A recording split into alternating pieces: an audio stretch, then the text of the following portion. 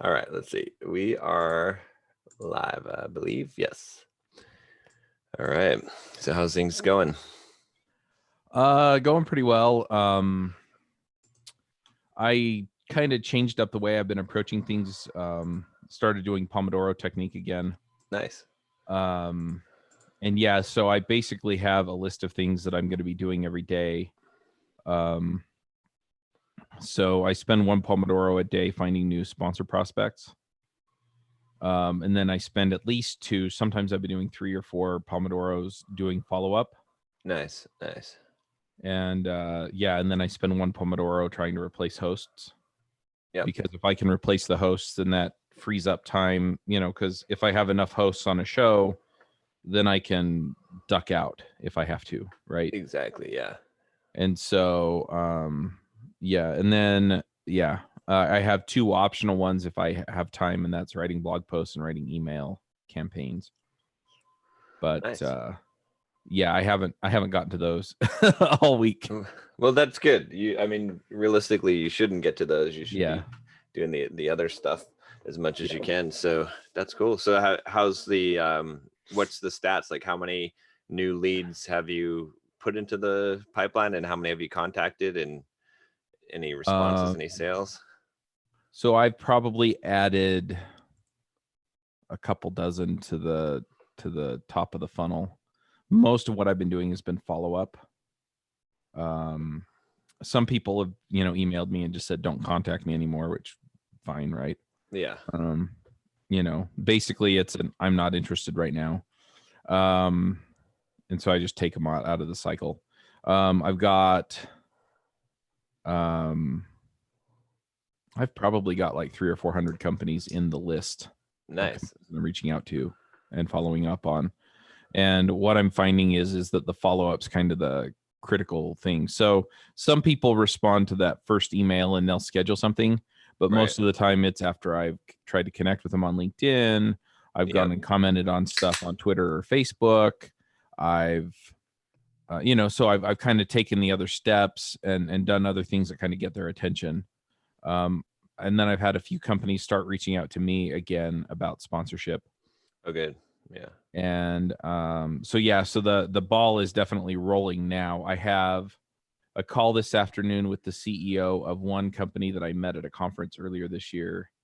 And then next week I have 1, 2, 3, 4 calls with companies there. And I've tried calling some of them on the phone, and some of them you just can't get through to anybody. And some of them, they kind of blow you off. But 1 or 2 people that I've called have actually, set things up one way or the other to have a conversation. So it's working. It's just kind of working slowly. I've also had a few people, they haven't blown me off. What it is it's more, we're not thinking about this right now, but we're going to be thinking about it at the beginning of next year. Yeah. Since we're kind of heading into the holidays, and they're going, this isn't a decision I need to make right now. So I probably have 3 companies that I'm going to be reaching out to next year and just saying, hey, just another follow up. But 2 of them are they sponsored in the past. Mm-hmm. Yeah. Okay. So and they've sponsored, to a pretty good level. So yeah, I'm hoping that some of that comes through. But yeah, and then I've also, it looks like total this week, I'll have about $14,000 in invoices paid. Nice. Okay. So yeah, so things were kind of a little bit tight and rough before, but it turns out that that's working out. And then on finding hosts, so some of the shows I'm not an expert on the stuff, like the iOS development show. I'm just not an expert. I can get the conversation going and I can keep it going. Yeah. But that's why I have co-hosts. So iFreaks is one of those. I'm dangerous enough with React, Vue, and Angular to have the conversations there, but I'm not an expert. Yeah. But I have co-hosts on all those shows that are experts there too. And then Ruby Rogues had some openings, and what I'm finding there too is that I reach out to people and I'm like, hey, do you want to do you want to be a host on the show? And I'm getting an overwhelming response of, yeah. Oh, good. So, Okay. That's good. So yeah, so as much as people have told me, look, you've ruined your brand, I really don't think that's the case. Yeah, no, certainly not. Yeah. No, that's good. All right. Well, just keep on going here. Don't Yeah. don't slow down, because you're going to benefit from the cumulative effect. Imagine, Yeah. if you continue to do what you're doing now with the Pomodoros and creating the leads and following up the Yeah. leads, if you do this for another month or two, imagine the results you'll have, right? Yeah. It's just going to be phenomenal. So Yep. yeah, just keep going. Yeah, there are a couple of other things that I'm doing differently. One is that I'm talking to people now, and instead of trying to sell them on sponsoring every episode for however long, I've been talking to them and just been like, okay, so what are you after, right? What are you trying to accomplish? And some of them are Exactly. like, look, we're trying to drive conversions. We want people to sign up for our thing. And so for those people, I just look at them and I go, look, well, then here's what you got to do. And so, we kind of make it look a little bit more like a campaign instead of just sponsoring every episode. And so what that basically boils down to is we incorporate a social media strategy, and then we have them sponsor every week for like 6 weeks. Yeah. And so that way, if people are following us on social media, I'll drop something into one of the emails, toward the end of their campaign, things like that, to get people to convert. But yeah, then it's like, look, and then what you want to do is you've got a bunch of momentum at that point. So then just sponsor every 3 weeks. Yep, exactly. Yep. Going forward. And so that's really working. And I'm able to sell more people because I can hit them in their in their wheelhouse. A lot of people though are coming in more for the like ongoing branding. And so with them, I'm like, look, do 3 weeks in a row, and then we'll skip a week, and then we'll do one, and then we'll skip 2 weeks, and then go every 3 weeks, right? Right. And that way, you don't lose a ton of momentum over the 3 weeks, but you're not spending a ton of money trying to get people to remember who you are because you come up often enough. Exactly. Right. And so what that does, I think, is it's going to spread the revenue out for the sponsorships. Yeah. Yep. So that I'm not so beholden, because when I had the one company, and I'm hoping they'll come back, and I know people are, going after some of the sponsors, so I'm not going to mention who they are, but yeah. If, then I'm not in a position like I was with this other company. And then if they go away, I'm not going, okay, that was $50,000 that I was counting on for the next few months. Yeah, no, I think that's a good strategy. That makes sense. But it also means that these people are more likely to get their ROI, and I'm hoping that they'll just continue to sponsor every 3 weeks until they have another event they want to promote, another launch they want to do, or just forever, and then just kind of have the uptick generally across the board on whatever they're doing. So that seems to be working out. And yeah, I just need to keep this running. I'm probably not going to do a ton of outreach or follow up over Christmas and New Year's, because the value of the follow up on like LinkedIn, Twitter, Facebook, etc. So I do those. I kind of cycle through all of them as part of my process. And the reason is because I want to figure out where they're paying attention to, where the marketing people are paying attention to.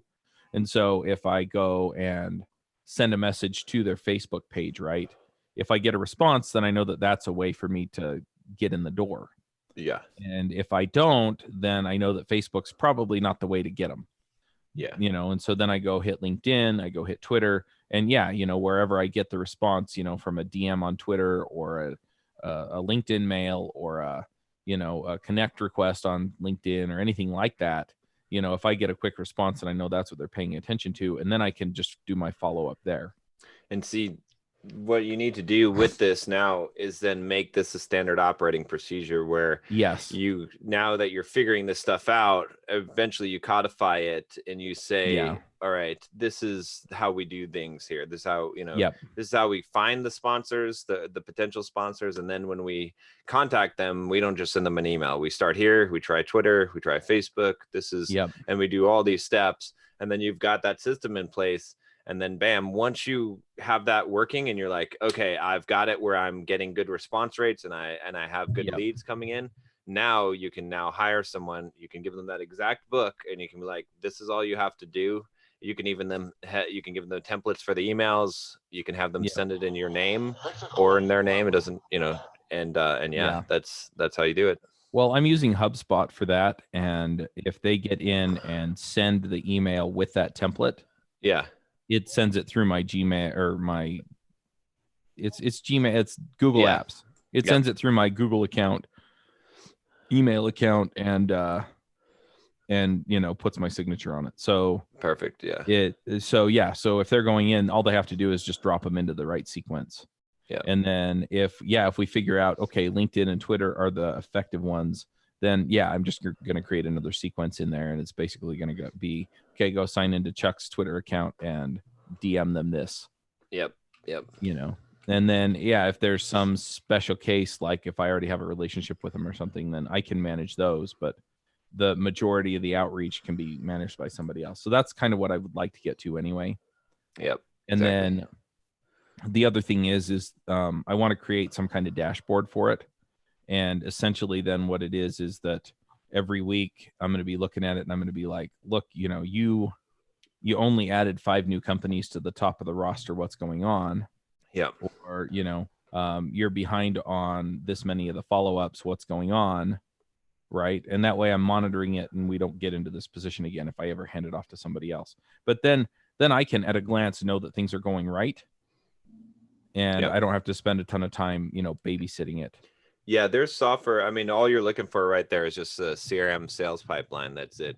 Yeah. There's a bunch of them that exist out there. I was trying to think of one off the top of my head that was good, but there's one like Closer.io. I think it might have been, or Close.io or something like that. Anyway, they all have the same functionality. It basically lets you define what are the steps in the pipeline. Yeah, HubSpot does that. Okay, that's what I'm using. Yeah, so just set up that. The only thing I want that I don't see in HubSpot is some kind of report. There's probably some way to get the reporting or metrics out of it. I don't know. They have some reporting where it's essentially, it was sent to this many people and it was opened by this many people, and this is where everybody is that's in the pipeline. Yeah, I mean, figure out some way. But you don't know every individual where they are and what their status. Yeah, like it gives you all that in the report. So what is it that you don't have? What I want is I just want a way to check in every week and say, okay, we had so many people have their follow-up tasks done, right? Which there really isn't a good interface for that. It'll show you the past due tasks. And then, the other one will actually show you like the interactions that people have had. So anyway, the other thing that I'm finding is the secret, kind of a secret weapon on a lot of this is sending videos through BombBomb.com. Okay. And so if they get an email that says video email from Charles Max Wood, people open those. It's really funny. Like I've had people watch the videos that I wasn't convinced were even like a solid fit as a sponsor. Yeah. And then email me back because they thought they were cool. And, then we start talking and figuring out, okay, is there a fit? How is this a fit? And some of them, it's like, this isn't like, there's no slam dunk here. No. Yeah. And some of them, but they got back to me because the video was cool. I've also had some people at bigger companies. Like I sent it to their VP of marketing and then I get their director of growth marketing emailing me back and saying, my boss told me I had to talk to you. So nice. So that's working. Yeah, I've got 1 or 2 largest companies next week that I'm talking to. So if I can get some of that lined up, that'll be great. And then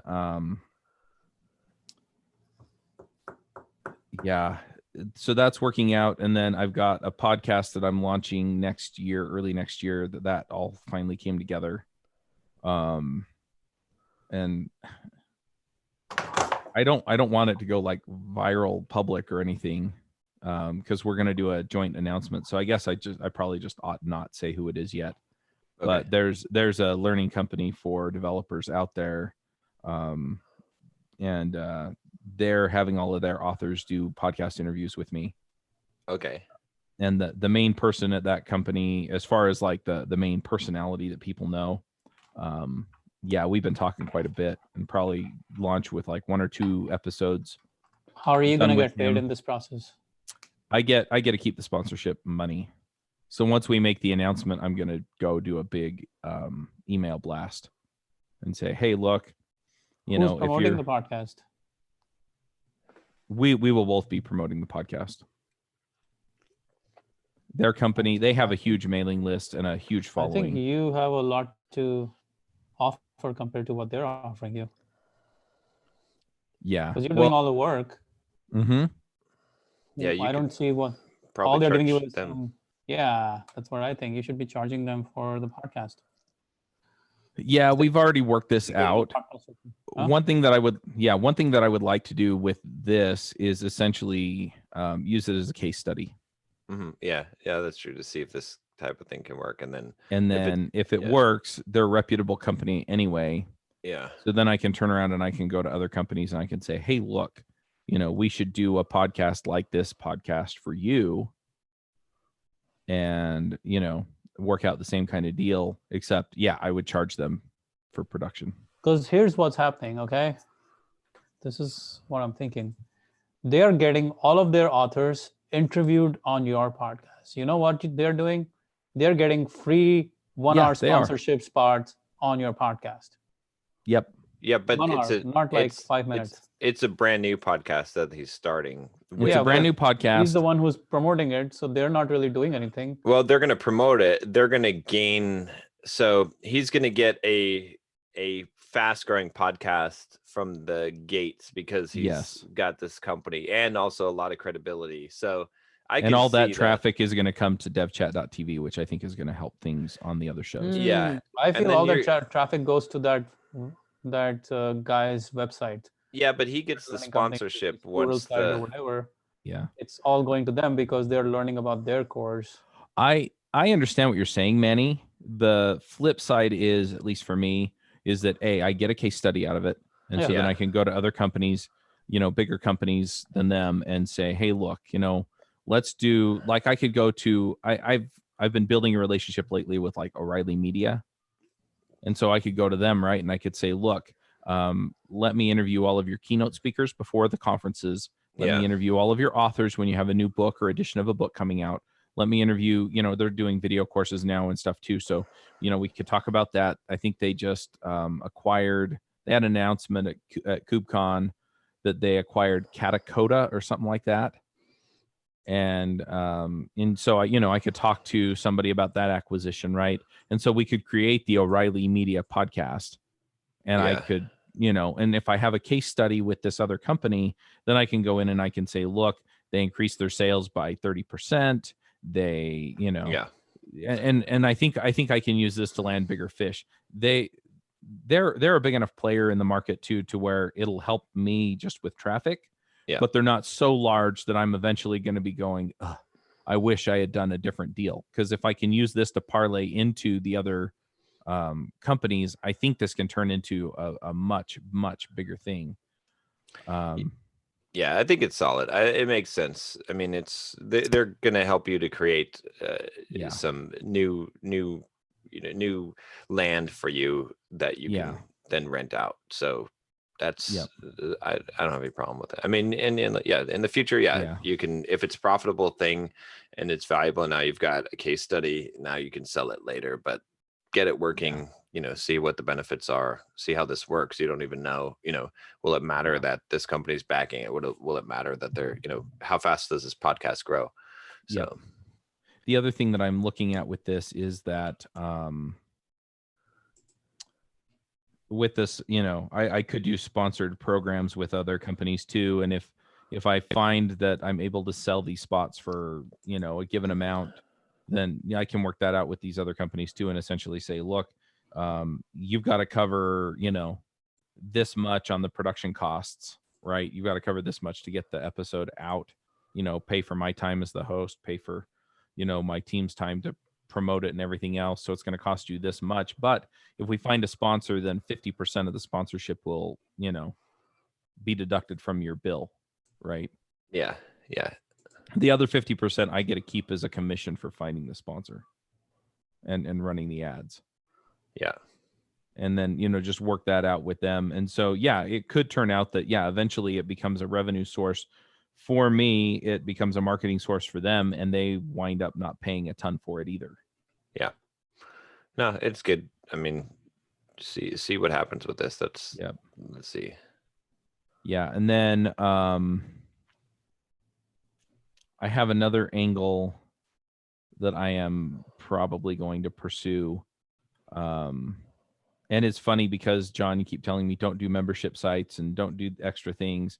But this one feels like an absolute slam dunk to me, and it's not so far off the beaten path of what I'm doing anyway. Okay.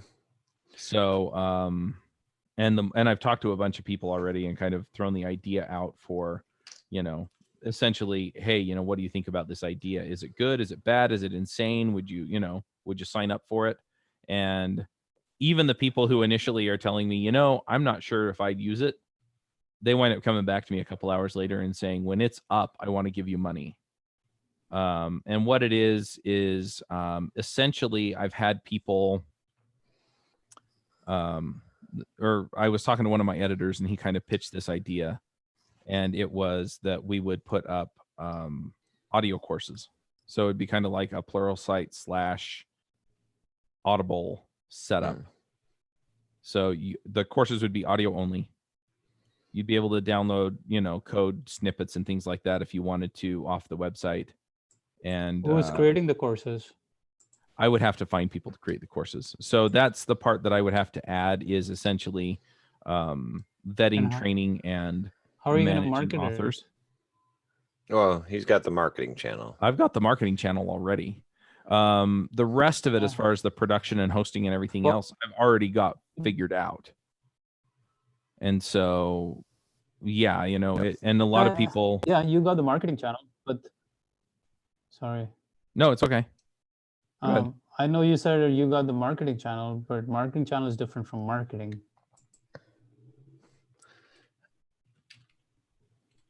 I'm not sure I understand what you're saying. Well, that's exactly what I'm saying. Marketing channel is not the same as marketing, because the effort required in marketing is pretty big. It's something like this. Yeah.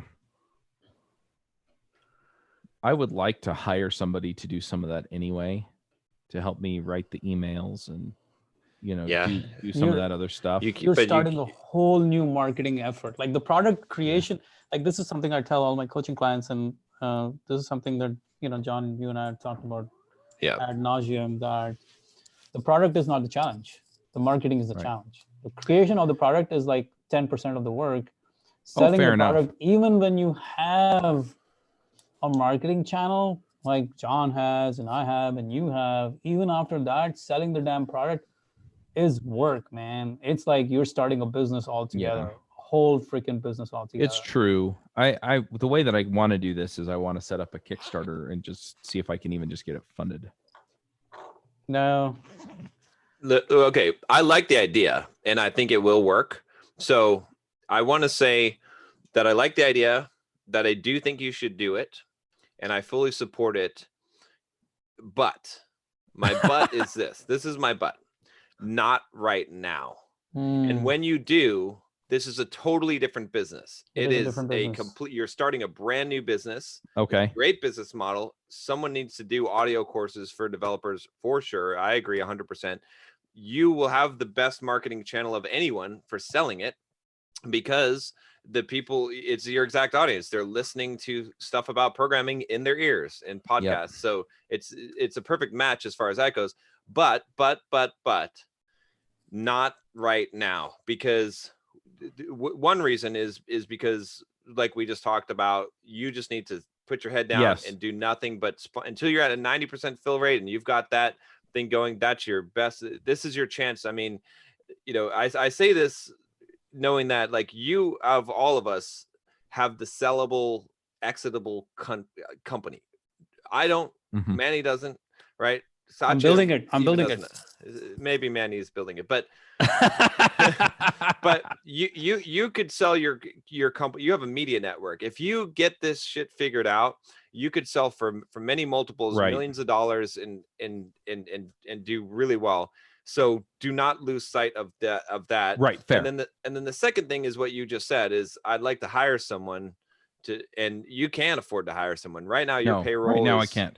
yeah. So I would table this idea and something that you approach in the future, but I wouldn't put even one second of effort into this at this point, because just last week you were on the lifeline. Like you were on any work that went into this at all would be after all of the other stuff, which means that it's probably going to get kicked down the road, because so I can't prioritize it at all.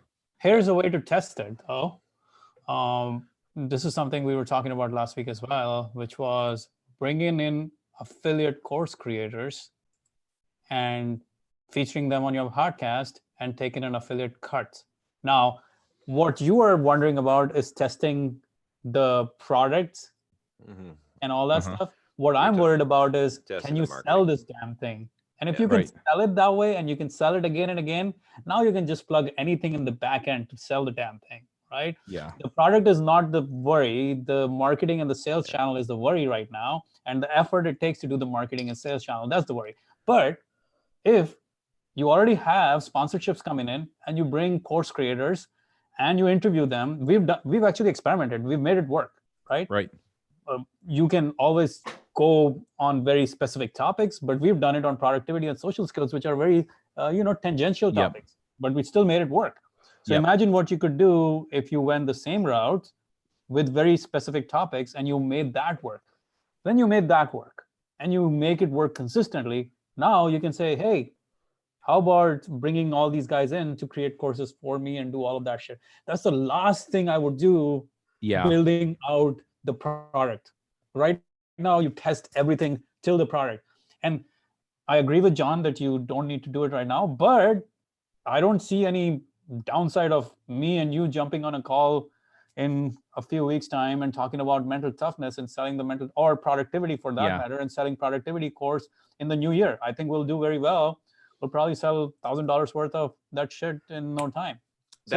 Yeah, that I would agree with. Like you could do that. It's slightly off of the main focus, but it's close enough where it makes sense, because you don't have your sponsorship completely filled up right now. Right.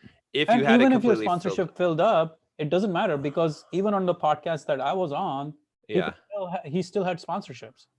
Yeah, but it's just a matter of like keeping the business right.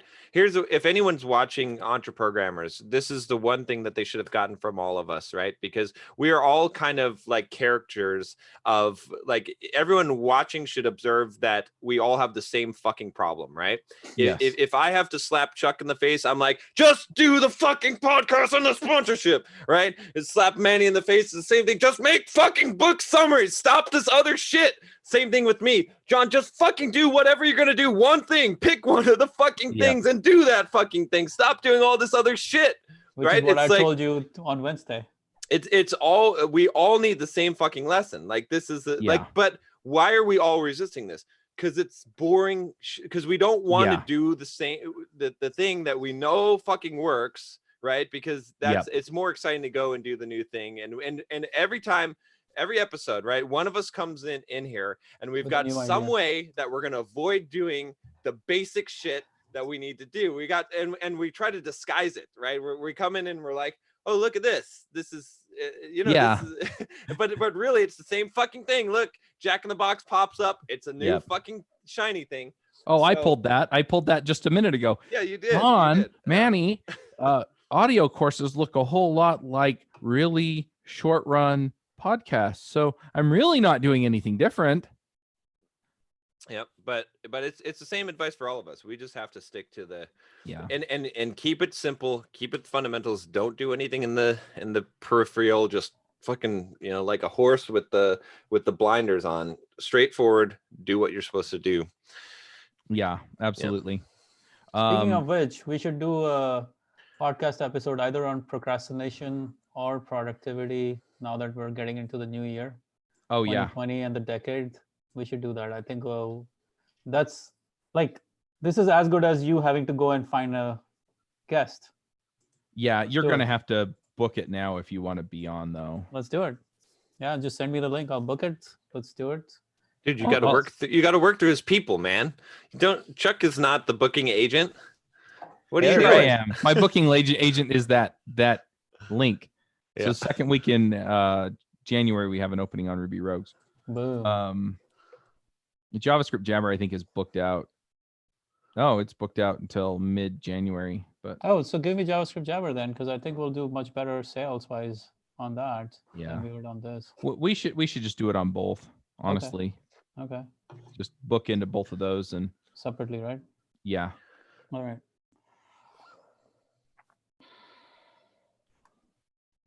Yeah. It's funny. The show that I have that's booked out the furthest is Adventures in DevOps.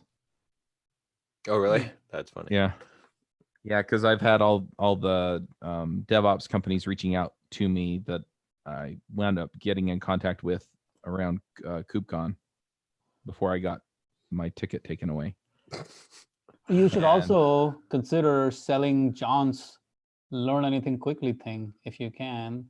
And same thing, just send him a, get him to sign Yeah, up for a John, podcast. go ahead and Send of him course the people demo. are going to have fits if I have John on the shows, but Ooh. Yeah, that's interesting. You might want to think about that. I mean, Yeah. I'll jump on the show. I don't care, but you think about Yeah. that before you decide if you want me to be on the show or not.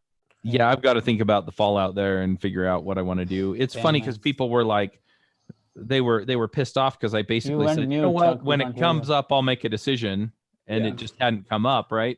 And they were all pissed off. No, you should just know that he's a bad person. And I'm going, Yeah, I- think about it. Think about Yeah, it it's and not get worth back to hurting me. your business. It might be something like a year from now, right? When everyone forgets Yeah. about this craziness. So Yeah, well, and that's been an interesting thing too, is I've had people basically tell me that they're done showing up on any of the shows. I've had a couple people that I reached out to about being a host, or one of the other hosts on one of the shows reached out to them about being a host, and they're like, yeah, it sounds great, let's talk about it. And then out of the blue I get so I'm not interested anymore. And I'm like, okay, who'd you talk to? Mm. So it's been interesting, but I've also been having more and more people coming to me and saying, so you didn't do anything wrong, or at least I can't figure it out. Do you understand it? And I'm like, I think. Okay.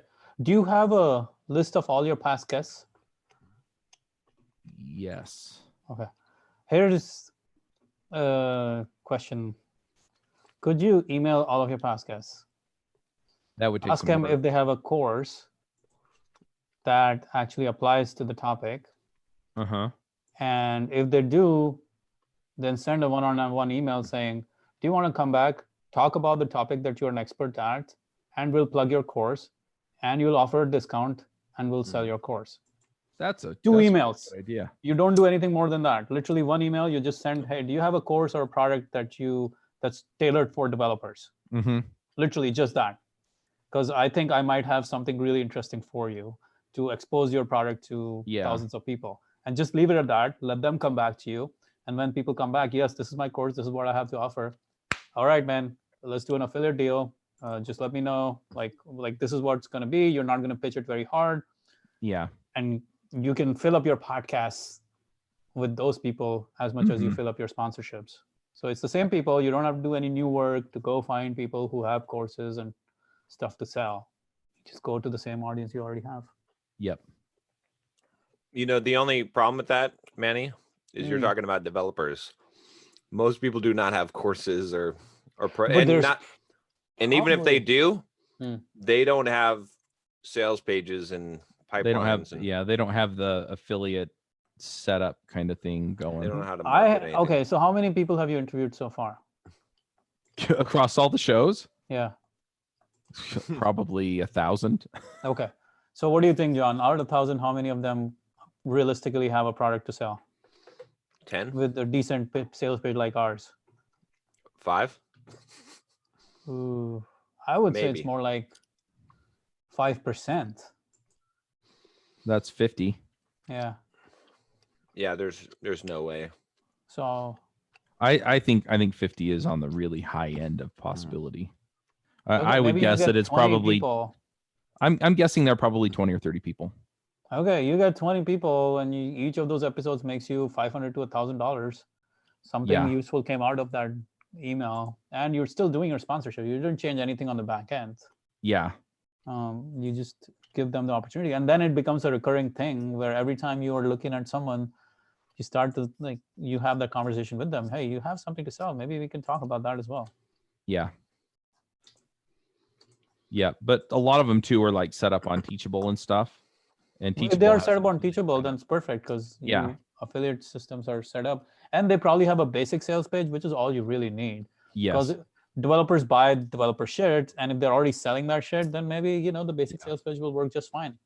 Yep. And I don't know if any of the other platforms like Kajabi or if they offer affiliate. Yeah, everyone does, man. Anyone who's doing business should have affiliate systems in place. Anyone who's doing Yeah. who has a legit course probably has affiliate systems in place. Yep. Though we might be overthinking the possibility of these people being savvy businessmen, so that might not be the case. Yeah, but see, the thing is that if they have the course, then I can be the business savvy person, right? Okay. Here's the thing. Can you suggest to the course business that you're going with, can you suggest that you become an affiliate for their product? And every time the pitch goes through the podcast, the link is yours, and you make money as an affiliate every time people buy. Well, sorry, say that again. You lost me at the beginning. I'm assuming it's Pluralsight, okay? Pluralsight comes to you, says, let's create We love Pluralsight, don't we, John? Yeah, of course we do. Let's say Pluralsight says, hey, let's create courses for our authors, or let's create Let me just check their stock price. Let's create podcasts with oh, $15.88. Oh man, what happened, guys? Okay, lynda.com, whoever. Someone wants to do the podcast with you for the authors. What you say is, okay, well, I'm going to interview the authors. And at the end of the show, when the authors get to tell where to find the course, it's going to be an affiliate link for DevChat. It's not going to be a naked link where they go directly to the website to buy the course. No, that makes sense. And I should do that with this company too. Yeah, you should ask them that we have to do affiliate deals, so we just can't be doing like naked promotion for you guys. Yeah.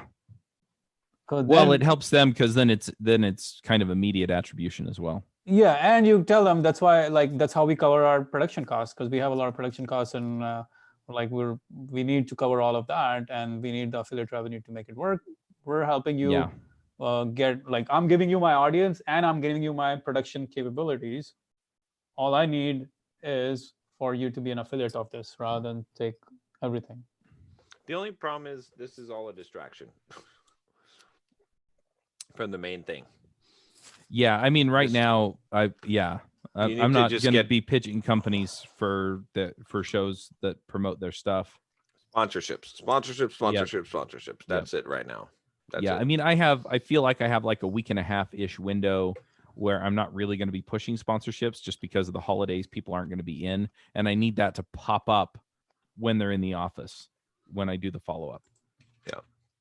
But so that's where I'm going to record the audiobook and, some of this other stuff. But yeah, I'm going to buckle down on some of the process stuff for podcast production. But yeah, January 2nd, basically, I'm planning on hitting the sponsorship stuff again, super hard. Because that's where the money is, at least right now. And if I can get the wheels turning to the point where we're full up 85-90%, then I can start looking at some of this other stuff. Yeah, well, then I would say the next step is to hire someone to be able to replicate what you're able to do. Yeah. And keep the pipeline full. And then now you're freed up. Now you can work on other things. And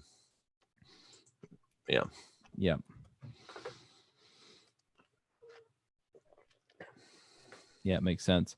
Yeah, one of the tricks that I found though too is that sometimes with some of these, they need to be able to talk at the technical level. And Yeah. so whoever I hire as a salesperson, I either need them to be able to do that or be able to identify when they're out of their depth and get input from me. But even if that's the case, I can still, it's still a lot less work than what I'm doing right now. For sure. Yeah. Yeah. One step at a time. First thing is continue to refine your process, what you're doing right now, and then systemize the lead gathering phase. So and the initial contact outreach that can be done and that can be outsourced with, and really that makes no difference whether you're doing it or someone else does once they're using your system. It's imperceptible. Yep. You still control the sales process. You still make the sales calls and do all that and the follow-up, and that still will save you a huge amount of time. Once you have the sales process down and you fill it up and you do the work to do it, then you can start thinking about this next problem of how could you actually replace yourself on the sales process, or maybe take out 50% of your time where, half of the calls, maybe the initial call they can do, and then you can jump on and answer any technical questions or anything like that. Right. And they can be being trained on how to answer these things and whatnot. But the first step is just to get your system in place. So then the question is it actually worth doing the other podcast you're talking about, launching the other podcast at this point, because you're going to have to spend a lot of energy on that. Which podcast? Where you're interviewing the course creators, where you're interviewing the Pluralsights of the world. The one that I have going, I really want to run for a few months. That makes sense. That's on target because there's two functions of Chuck's business. One is to create real estate, and the second one is to rent that real estate. But renting the real estate is where the big challenge is right now, not so much to create real estate. Correct. But so you solve the challenge. But here's the issue is that it's like laying a railroad track, right? You can run a railroad, but if you're not laying the track also, you're going to be in trouble, right? The train is going forward. And the thing is, yes, you're right. There's a lot of track in front of him right now, and he really needs to get that train going. But some point he's going to hit the end of that track unless he's continually laying track at the same time. So that to me, it's like, 20% of the time bringing up new podcasts, 80% of the time filling up the old podcast so that you can just keep on clicking along. Yeah. Well, and with a lot of this stuff, I mean, we cut back JavaScript Jabber back down to 1 episode a week. So we could also, once we have those filled, we could start doing a second one per week again. Yeah. There are other opportunities here that make sense that wouldn't be that much more work to kind of ramp those up. I mean, like if we started a Node.js podcast, right? That would spill over neatly out of JavaScript Jabber. And with the more refined focus, there are some companies that would sponsor that won't sponsor JavaScript Jabber. Doesn't InfoStack have all these like programmer courses, right? Isn't that how they started initially? Mm-hmm. I don't even know who that is. They do like deals, like mostly. They're AppSumo for courses. Yeah. Kind of.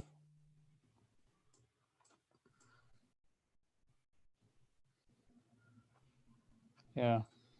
Because if you know what they did with who the people were who sold those courses, you could just bring them onto your podcast. Again, it's a distraction though, because his main focus needs to be on selling the sponsorships, and that's it. Yeah. Like, I am not disagreeing, but if you're going to go and start a new podcast, at that point, things start to get, you're putting in a lot of effort to do that. But anyways. Yeah, well, as far as that one goes, I've got most of it already done. Yeah. So. But yeah. So I got a huge uptick in Bulldog Mindset memberships in the last since the Black Friday sale. I added like 100 memberships just on that sale. So I'm sitting at like 340 members right now. Almost 10K MRR on membership. Nice. It's pretty good. Yeah, it's looking pretty good. I've got my copywriter is now full time on staff, and he's been pumping out landing pages and sales funnels and sending weekly emails. So that's it's expensive, but I never paid someone as much as I'm paying this dude. But it's I think it's worth it. Out. Yeah. Yeah, good deal. I think I've always thought that the business that can afford to hire the smartest people will always win. So Yeah. Paying people is actually not a bad thing as long as it's producing what you want it to produce. Yeah, I mean, you can make other decisions that derail the train, but yeah, as long as you don't make those kinds of mistakes, yeah, if you have the better people, you're gonna have the better outcome. Yeah, I'm surprised after hiring him how much work I actually have that, for copywriting and marketing type of stuff. I've got him just loaded up with tasks, and he's just been working, nonstop since I brought him on. So there's definitely a lot that he's able to do that I wouldn't be able to do. Yeah. Trying to really get paid advertising working now, though. I've been working with the guy that's running YouTube ads for me, and we're getting How's a lot that of going? opt-in.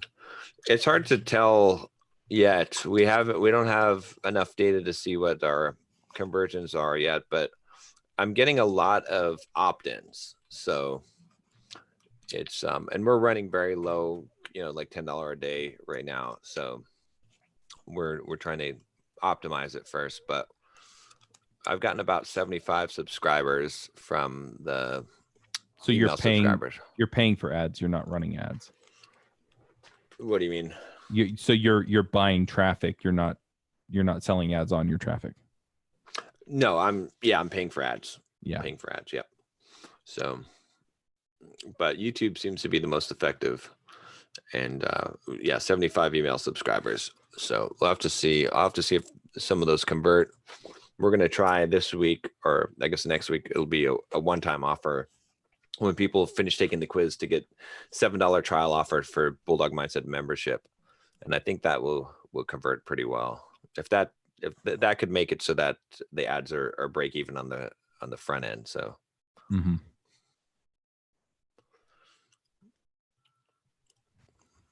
But yeah, that's the nut to crack, is to get the paid advertising working. Well, But, Yep. and having something at the back end to actually be able to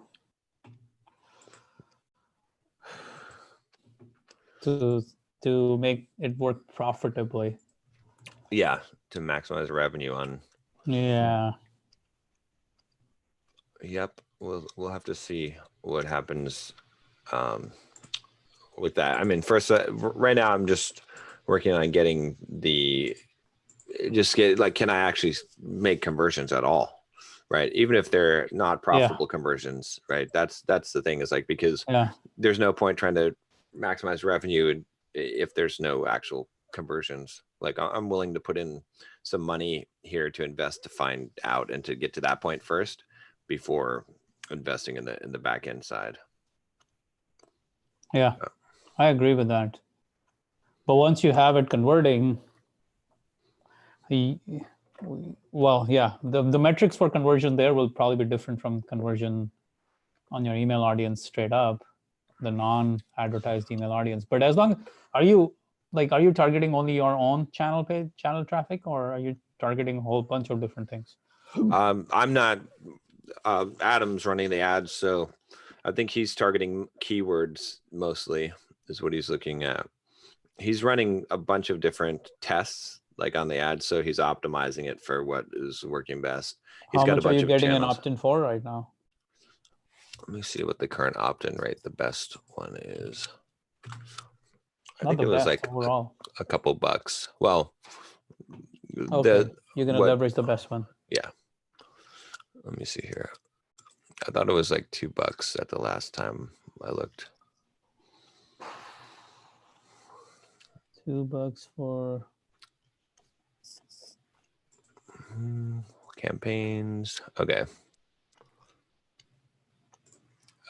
Looks like cost for conversion on one of our campaigns is $3.71. But let me drill down into it to see what the best one is. Okay, there's 2 videos. how One of long has this them, been running? $2.80. Off and on for almost a month. We had some And problems with attribution. So how many leads have you acquired from it? 75 that I tracked. And no Since we sales got- yet? Some of those are going to be bad email addresses. So maybe like 60 valid leads. So then the cost per lead went up. Yeah, if you, I mean, this is for Because email if it's completion. if it's not double confirmed, then that's not a lead. Well, I'm using the standard, when getting an email, right? So it's the same thing with any email list, like any subscribers to the list, whether they come from ads or not. No, it's double confirmed email is way more important than just a random email. So the Yeah, cost of the lead went up because a real lead is not just random email; it's a real lead. right, exactly, right. So Okay, so 75 and no sales so far on any of them. yeah, nothing yet. At least nothing that I can attribute, because we had a problem with figuring out initially the tracking, but now that I've got the tracking working, I can better check this. So What about going to your own audience? Have you guys even tried that? no. Your own YouTube audience, because there's 200,000 subscribers there. Yeah, but I'm already hitting them. So You're not. You're only getting 3,000, no. 5,000, 10,000. Well, it's different people watch different videos, so you end up having a much deeper exposure. But yeah, I don't know. We'll see. It's still really, really early on. We're hardly spending any money on the ads. So right now it's the optimization phase. We're throwing up a lot of different ads and trying to find something that will work. Are all the ads leading to the quiz? Well, no, there's a couple that are leading directly to a trial membership. So It's just trying different things. Okay. yeah, I've only spent like a couple $100 on ads. So Yeah, you're spending more on the person to run the ads than you are on the ads right now. right now, yeah, exactly. Yeah. Unfortunately, the case.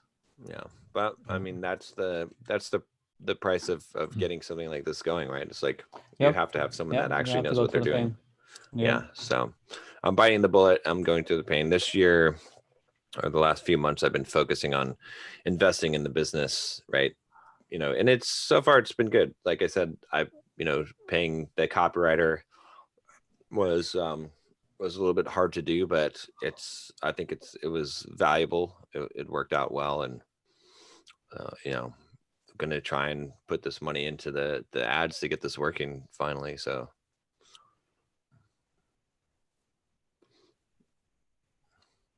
Well, I'm curious to see how it works out. If you can crack that nut. I know we've been trying to no one has gotten ads to work ever yet. I don't think any one of us has actually tried sincerely to make it work. Yeah, that's true. That's Like true. sincerely, when you say, I will make ads work no matter what, then we'll talk about it. Yeah, then it'll be a different story. But yeah. Because ads work, like shit. We can argue against it, but we know there's so many people who have built their businesses on ads. Yeah. The problem is, like, in order to switch to the point where you say, I will make ads work no matter what, you really need to be in the position where you have a converting funnel that you know is good and tested, Yeah. and you're not messing with that shit and doing all the other stuff. Like, and you've got that working, and I then you agree. can say, okay, I'm just going to devote to working on getting more leads in that funnel through ads. And So, today's day and age, it seems like the only converting funnel funnels that are working are webinar funnels in the info space. yeah. Maybe some Really, video. I've talked to a bunch of people that are not making webinars work. Like they try them for a while and then they just wind up giving up. No, I'm talking. Okay, so what are they making work? I don't know. So they've just given up on selling their product. That's a different story, right? Yeah. Because if they're selling organic, yeah, I mean, if they have organic traffic, they can sell without webinars and all that stuff. And you can sell without video sales letter. You can just sell through email and a simple sales page. But as the audience gets to not know you, the less trust the audience has with you, the more you need to get in front of them quickly and tell them your story as quickly as possible before you lose them forever. Because if they don't know you, they don't know your story, and you're sending email 1 and email 5 and email 7, and that they're like, in this age, and attention span is so limited. Unless you grab them right there as soon as they opted in, you're telling them your story, you're telling them what's going on in your life and why they should listen to you and why they should join this trial. You know, you lose people very quickly. The organic ones, of course, they're going to pay attention, they're going to buy over the long term, but paid, they don't trust you yet. And if you didn't build trust in the first hour or so of interacting with them, first probably 5 minutes or so of interacting with them, you lost them. Even if they gave your email, they're just going to go cold. You can look at your own behavior in your email. You just don't care about opt-ins a lot of times that came through advertising compared to the people you follow because of organic. Yep. Yeah, it's true. It's true.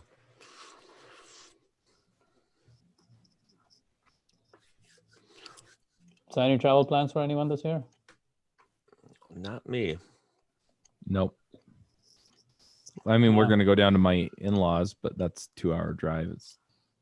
This is what I gave up everything for to become an entrepreneur, just to stick it out during the Black Friday and Thanksgiving and Christmas and New Year's so I can make more money. I thought I would have more freedom to go do whatever the hell I wanted, but here I am spending even more time in front of my computer and sticking it out so we can make even more money. Whatever happened to the 4-hour work week dream? You can get off the treadmill anytime you want. That's true. But wherever spot you're at. Well, here's what I would say. It's not a treadmill if you choose the path. Mm-hmm.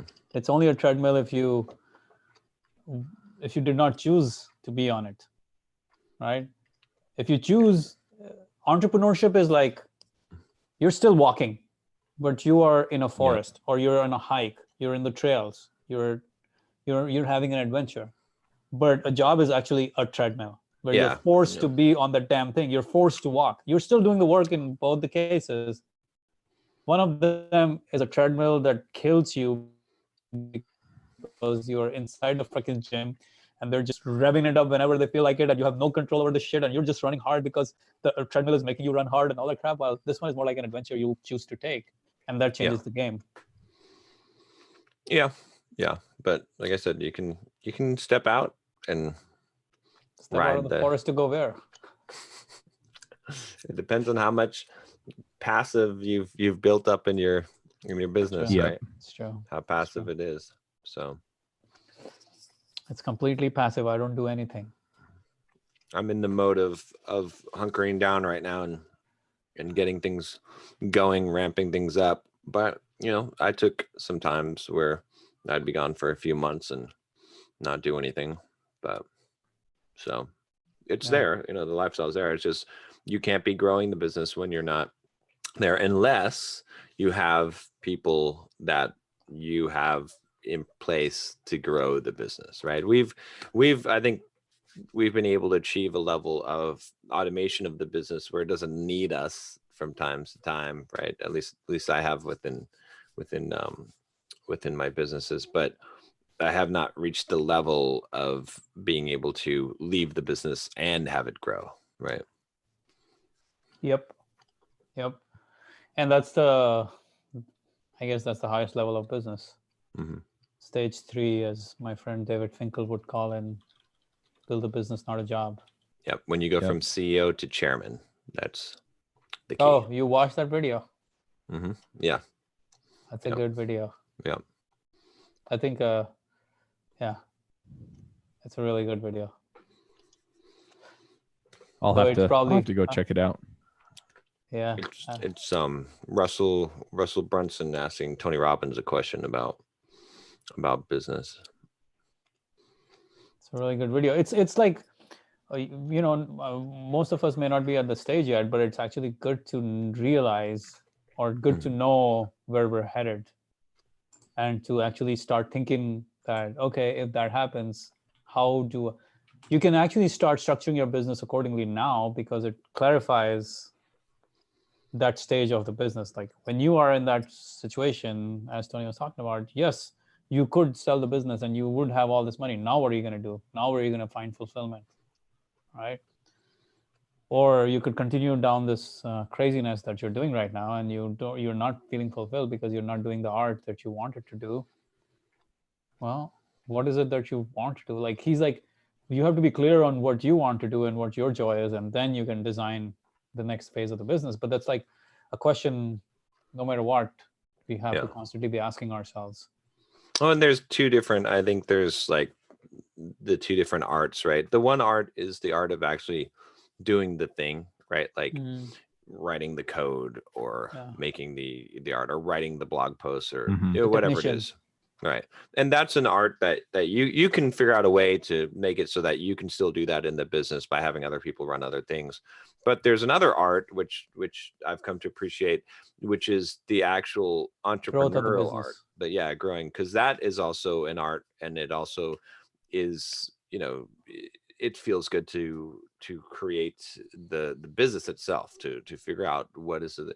And really, I think where you find the beauty in that art is when you have enough people that you can make them implement things, and you come up with the ideas, and then it's like you have a magic wand, and you're like, do this, and you can make all these things happen. Whereas it's frustrating when you're the entrepreneur and you're the implementer, because you have all these ideas, so you can't fully commit to that level of art, because you have to stop and you have to serially go through each project and then implement the thing, and that's the grinding of gears point. Like, as I've only discovered this now recently, as my team is getting more assembled, and I've got a guy that can do all the editing and can do graphics and all of that design, and now I've got the copywriter that can do the marketing and all that. And now, like, for the first time ever, I can come up with an idea, and I can say, hey, this is what we're going to do,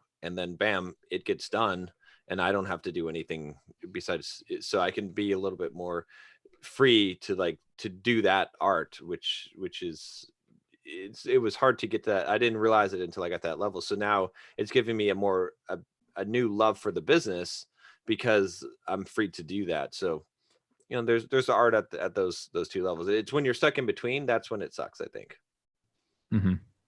Yeah, that art is just as fun once you get past the technician phase of doing it for a while. And some of us get bored of the technician phase after a while, right? The entrepreneurship game becomes much more fun than just the technician game. Yeah. And I'm not clear. I feel like Russell is more of the technician kind of, like, that's the stuff he still feels his calling is. Yeah. Like doing more of the marketing and doing the videos and talking about the business and all this stuff, not so much the growing part of the business. He's already done that. He wants the CEO to come in and start executing on that. He can be the, like, what Bill Gates and all these guys, like the chairman of the board, but not necessarily the day-to-day operations or even the month-to-month operations kind of guy anymore. That's what he wants to do, right? Yep. All right, should we do our thoughts for the week? Yeah. I'll go first. My thought, and it really comes back down to like doing the 1 Pomodoro of this and 2 Pomodoros of that, is that, yeah, some of this stuff you just have to keep doing. I mean, the reason that I had the sponsorship slow down, as much as people would like to take credit for it, it was my fault. And it was that I wasn't doing this stuff and I thought somebody else was doing it and they weren't doing it either. And so just being consistent on the things that make your business continue to tick, those are the things that are going to pay off. And so plan those things in first, and then look for the other things that are going to grow or present other opportunities or things like that, and then focus on just one of those things and make it happen, and then move ahead. Okay, I'm going to give you a really easy trick to feel really good about your day all day long. And that is, first thing in the morning, do the hardest thing for 2 hours. Do your most important shit. Whatever it is, identify it the night before, know exactly what it is that is the most important thing, the most difficult thing you need to do. And in the morning, commit to doing 2 hours of that thing before you do anything else. Yep. Your day feels like you already won the day even before you step into the day. So you really feel good about yourself. I like it. That's good. Yep. I'm going to say, if not now, then when? So that's something I was thinking about, is like this last couple of weeks I've been basically doing pretty extreme version of my fasting diet, eating 3 meals a week, just eating on Monday, Wednesday, and Friday, just 1 meal on Monday, Wednesday, and Friday. So fasting all the rest of the time. And I did that because I got to the point where I was like, well, when am I going to do this? Because I kept on gaining some weight and was not hitting the goals that I had for getting to the leanness level that I wanted to. And then I finally said, you know what?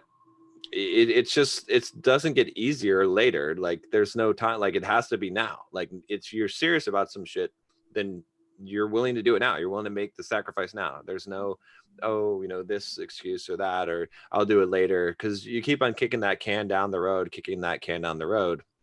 You just got to say, you have to assume if it's not now, it's never. And that's hard, because the reason why we are able to procrastinate is because we say later. There's a reason why we never actually get some of these things done, is because we keep on saying later, later, later. But if you can tell yourself, no, later means never, then it will force you to prioritize and to say, if you really want it, then now. Yeah. Otherwise you don't really want it. So, yep. All right, guys. I will see you guys next week. All right. See you then. All right.